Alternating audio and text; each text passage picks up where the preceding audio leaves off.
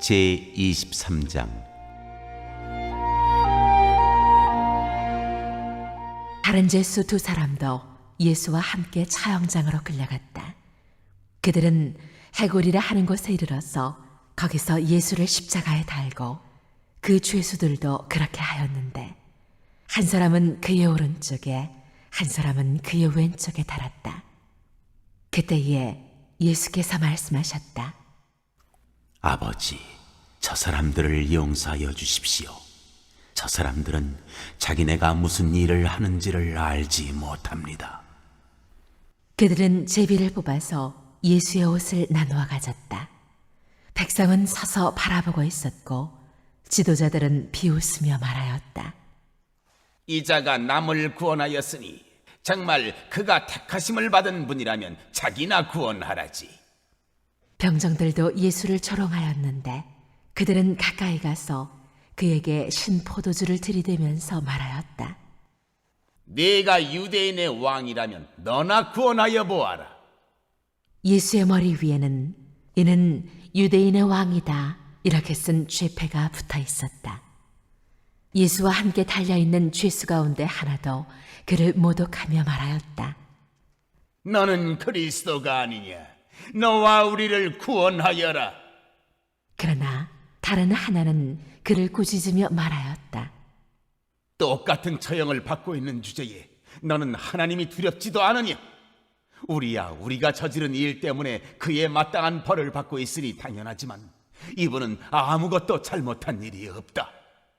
그리고 나서 그는 예수께 말하였다. 예수님, 주님이 주님의 나라에 들어가실 때에 나를 기억해 주십시오. 예수께서 그에게 말씀하셨다. 내가 진정으로 네게 말한다. 너는 오늘 나와 함께 낙원에 있을 것이다.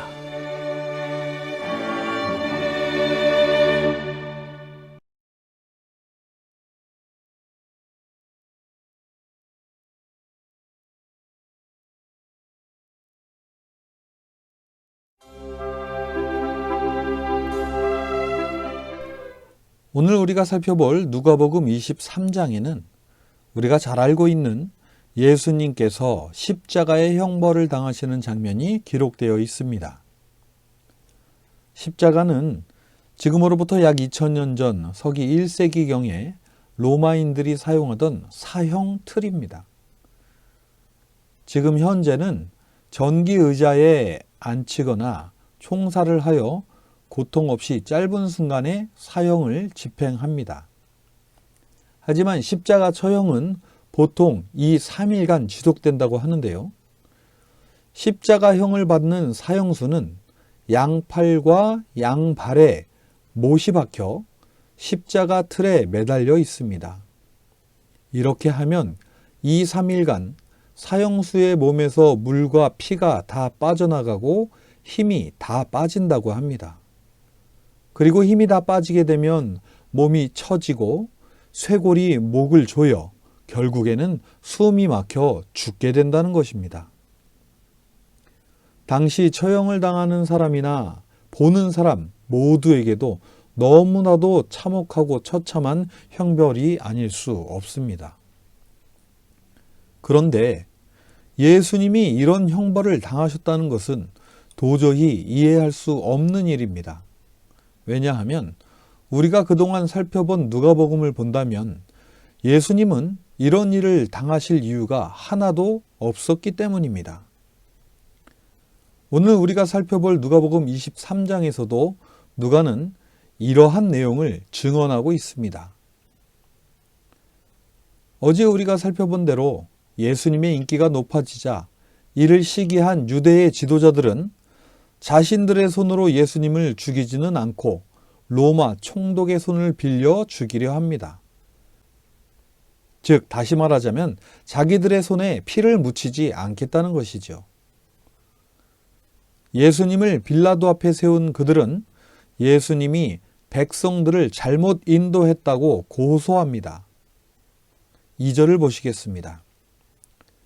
그들이 예수를 고발하여 말하기를 우리가 보니 이 사람은 우리 민족을 오도하고 황제에게 세금 바치는 것을 반대하고 자칭 그리스도 곧 왕이라고 하였습니다.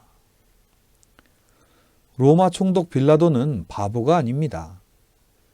빌라도 역시 예수님에 대한 소문을 듣고 어느 정도는 알고 있었을 것입니다. 그리고 유대 지도자들이 예수님을 왜 죽이려 하는지도 아마 알고 있었을 것입니다. 빌라도는 자신에게 데려온 예수님을 할 수 없이 신문합니다. 그러면서 당신이 유대인의 왕이냐고 묻습니다. 그러자 예수님은 당신이 그렇게 말했다라고 말씀하시는데요. 이것은 곧 예수님은 스스로 그렇게 말씀하신 적이 없다는 것이고 오히려 빌라도 당신이 그렇게 말하고 있다는 말이지요. 그러자 빌라도는 이렇게 선언합니다. 4절입니다. 빌라도가 대제사장들과 무리들에게 말하였다. 내가 보니 이 사람에게는 아무 죄도 없소. 그렇습니다. 빌라도는 예수님이 죽을 만한 죄를 지은 적이 없다는 것을 너무나도 잘 알고 있었습니다. 그래서 그는 이렇게 선언한 것입니다. 하지만 예수님을 고소한 무리들은 물러나지 않았습니다. 그들은 예수님이 갈릴리에서부터 예루살렘에 이르기까지 온 유대를 누비며 백성들을 선동하고 다녔다고 악을 쓰며 주장합니다. 빌라도는 어떻게 해야 할까요? 그는 자신이 아무리 로마의 총독이고 사람을 죽이고 살려는 권력을 가지고 있지만 무죄한 사람을 죽일 수는 없었기에 어떻게든 피해가려고 합니다. 그는 예수님이 갈릴리로부터 예루살렘까지 오면서 많은 사람을 선동했다는 무리들의 말을 듣고는 책임을 회피하고자 갈릴리의 분봉왕이었던 헤롯에게 재판관을 떠넘깁니다. 그리고 마침 예루살렘에 와 있던 헤롯에게 예수님을 보냅니다. 헤롯은 오래전부터 예수님을 보고 싶어 했다고 기록하고 있습니다. 왜냐하면 그는 예수님이 자기의 실수로 인해 죽게 된 세례 요한이 다시 살아난 것은 아닐까 하고 걱정하고 있었기 때문입니다. 그것은 예수님에 대한 소문이 예사롭지 않았기 때문입니다. 그리고 마침 자신이 예루살렘에 와 있는 동안에 예수님을 보게 될 기회가 되어서 그는 예수님에게 많은 질문을 합니다. 그러나 예수님은 헤롯의 질문에 대답할 아무런 이유가 없으셨기 때문에 한마디도 대답을 하지 않으십니다. 이를 지켜보던 무리들은 빌라도가 아니면 헤롯이라도 사형 선고를 해주기를 바랐기에 여러 말로 예수님을 고발했다고 합니다. 하지만 헤롯 역시 예수님이 죄가 없다는 것을 알고 있었기 때문에 그 역시 유대 지도자들의 계략에 빠지지 않고 책임을 회피합니다. 그리고 그가 한 것은 고작 예수님을 모욕하고 조롱하며 다시 빌라도에게 보낸 것이었습니다. 빌라도는 자기 앞으로 다시 돌아온 예수님을 보며 자신이 책임을 회피할 수 없게 되었음을 알았습니다. 그래서 그는 유대의 지도자들과 백성들을 불러 모아놓고는 이렇게 말합니다. 14절과 15절을 보시겠습니다. 그들에게 말하였다.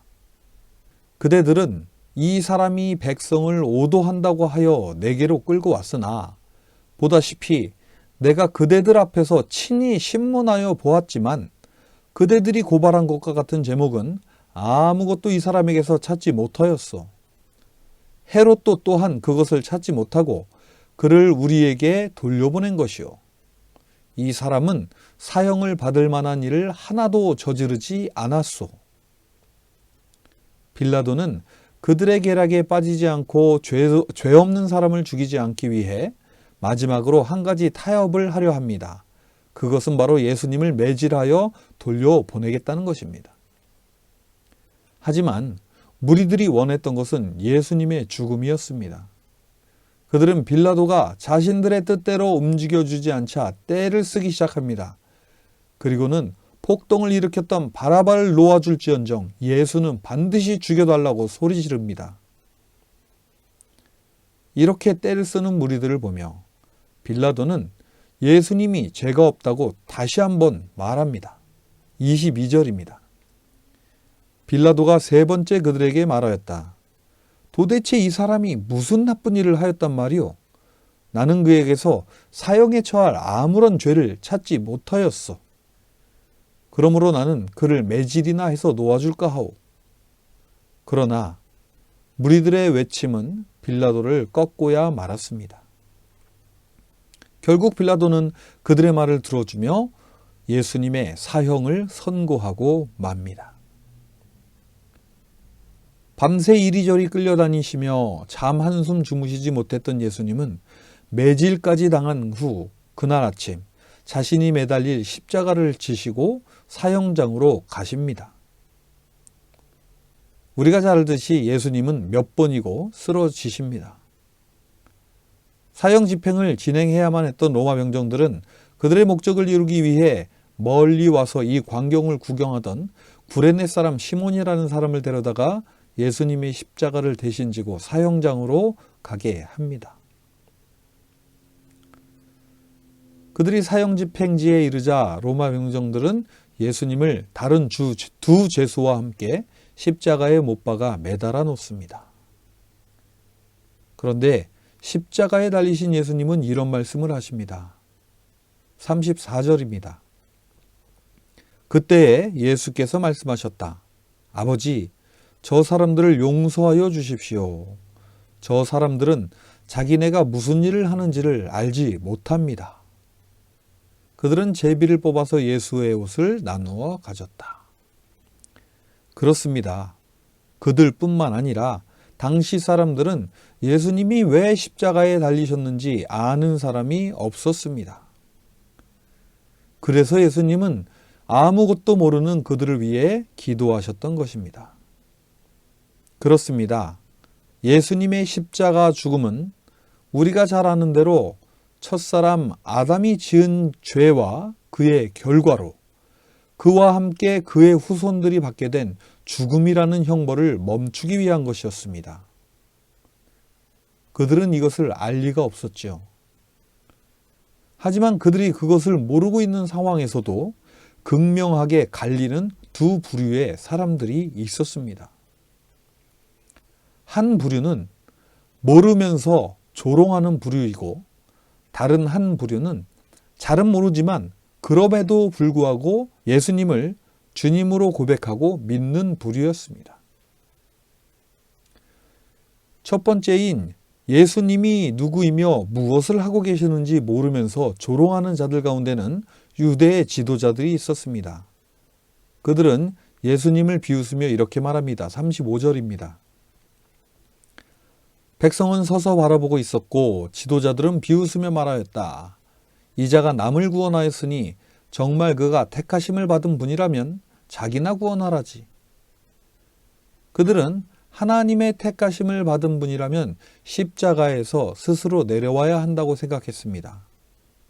그러자 병정들도 예수님을 조롱하며 이렇게 말합니다. 36절과 37절입니다. 병정들도 예수를 조롱하였는데 그들은 가까이 가서 그에게 신 포도주를 들이대면서 말하였다. 내가 유대인의 왕이라면 너나 구원하여 보아라. 로마 병정들 역시 그들이 아는 대로 예수님이 전설 속에 나오는 유대인의 왕이라면 십자가에서 내려와 스스로를 구해야 한다고 생각했습니다. 그리고 세 번째로는 예수님과 함께 사형 집행을 받고 있던 한 죄수입니다. 그는 유대 지도자들 그리고 로마 병정들처럼 예수님을 조롱하며 이렇게 말합니다. 39절입니다. 예수와 함께 달려있는 죄수 가운데 하나도 그를 모독하며 말하였다. 너는 그리스도가 아니냐? 너와 우리를 구원하여라. 이 사형수 역시 예수님이 하나님이 보내신 구원자, 즉 기름 부은 자 그리스도라면 십자가에서 자신을 구원해야 한다고 생각했으며 자신도 구해줘야 한다고 생각했던 것입니다. 하지만 똑같이 십자가의 처형틀에 매달린 다른 사형수는 예수님이 십자가에 달리신 이유가 있다고 생각했습니다. 그의 고백을 보시겠습니다. 40절과 41절입니다. 그러나 다른 하나는 그를 꾸짖으며 말하였다.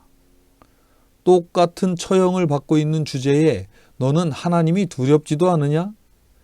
우리야 우리가 저지른 일 때문에 그의 마땅한 벌을 받고 있으니 당연하지만 이분은 아무것도 잘못한 일이 없다. 그렇습니다.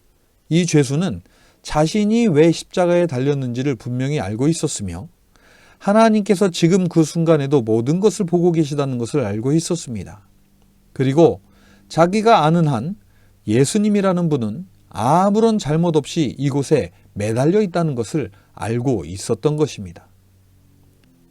그러므로 그는 예수님이 남들은 알지 못하는 이유가 있어서 십자가에 매달려 있다는 것을 눈치챘던 것입니다. 그리고 그는 예수님께 자신을 맡깁니다. 42절입니다. 예수님, 주님이 주님의 나라에 들어갈 때에 나를 기억해 주십시오. 그의 부탁은 너무나도 겸손했습니다. 그는 자신이 죄인임을 알고 있었습니다. 그래서 감히 죄를 용서해 달라고 부탁하지도 못했고 다른 사형수처럼 십자가에서 내려가게 해달라고 하지도 않았습니다. 그저 나를 기억해 달라고 부탁했던 것입니다. 그러자 예수님은 어떻게 말씀하시나요? 43절입니다. 예수께서 그에게 말씀하셨다. 내가 진정으로 너에게 말한다. 너는 오늘 나와 함께 낙원에 있을 것이다. 우리는 오늘 사형을 언도받을 아무런 죄가 없으신 예수님이 십자가의 형벌을 받으시는 장면을 살펴보았습니다. 십자가의 형이 있던 그날 그곳에서 하나님의 영원하신 계획이 이루어지고 있다는 것을 그 누구도 알지 못했습니다. 하지만 함께 십자가에 달렸던 죄수는 예수님을 알아보았고 그는 그의 겸손한 말 한마디로 인해 주님과 함께 낙원에 갈 수 있었던 것입니다. 오늘 우리가 살고 있는 세상은 자신들의 필요를 채워줄 그리스도를 찾고 있습니다. 하지만 그런 분이 진정 그리스도일까요? 아닙니다. 진정한 그리스도는 온 세상을 영원한 죽음에서 영원한 생명으로 인도하는 분이어야 합니다. 그래서 기꺼이 자신이 희생의 제물이 되어주시는 분이 참 그리스도이신 것입니다. 이 땅에서의 희망은 잘 먹고 잘 사는 것입니다. 그리고 사람들은 이것을 위해 인생을 바칩니다.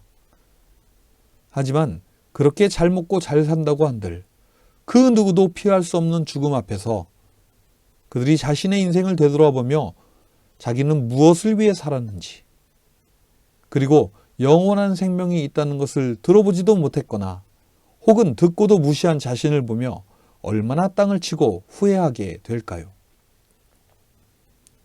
오늘 누가는 우리에게 사형수의 말을 대신하여 예수님을 잘 알지는 못하지만 영접하라고 합니다. 그분을 믿고 자신을 맡기라고 말하고 있습니다. 오늘도 십자가에 달리신 예수님 앞에 우리의 삶과 모든 것을 맡기며 겸손히 그분을 따라 영원한 생명의 길을 걸어가시는 복된 저와 여러분이 되시기를 바랍니다. 기도하시겠습니다. 하나님 아버지 감사합니다. 오늘도 말씀을 통해 우리의 믿음을 돌아봅니다. 대부분의 사람들은 예수님의 진가를 알지 못해 멸망의 길로 갑니다. 하지만 그 가운데도 예수님을 알아보았던 사형수처럼 우리들의 영의 눈을 열어주시어 예수님을 바로 알아보게 하여 주시옵소서. 또한 그분께 겸손히 우리를 맡기며 믿음으로 우리 주 예수님과 함께 낙원을 향해 가는 우리 모두가 되게 하여 주시옵소서. 오늘도 우리를 영원한 생명으로 인도하시는 우리 주 예수님의 이름으로 기도합니다. 아멘.